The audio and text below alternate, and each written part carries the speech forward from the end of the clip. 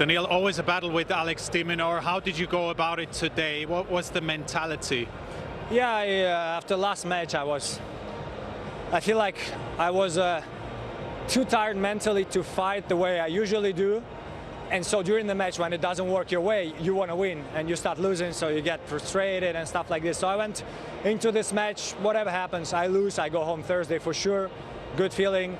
I win, I have the chance Thursday, good feeling. So I went into the match really just, try to hit some shots, even think about next year maybe, what's going to work today, what's not. And it worked well, so I'm okay with it. When you wrote "block the noise" on the camera lens, what did you mean by that? Yeah, I think a lot of football players do it since some time. I'm not sure, but maybe Memphis Depay was the first one to do it.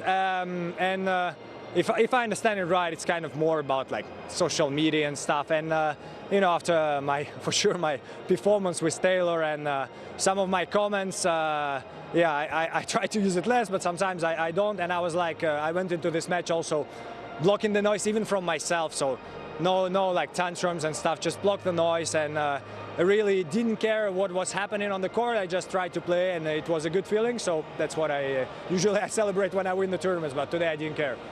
Did you feel like that noise was bothering you? No, I don't think so. But it's just good to do it sometimes for yourself, to remind yourself that you have to do it sometimes, because the more popular you become, the more fans you get, the more haters you get, the more attention you get, and sometimes even the good noise can make you off balance. You win everything and everyone thinks you're a god and something like this, and then you lose 2 matches and everyone is like, finish, your career is finished. So sometimes it's good to just block it, and I managed to do it well today. Thanks, Daniil. Thank you.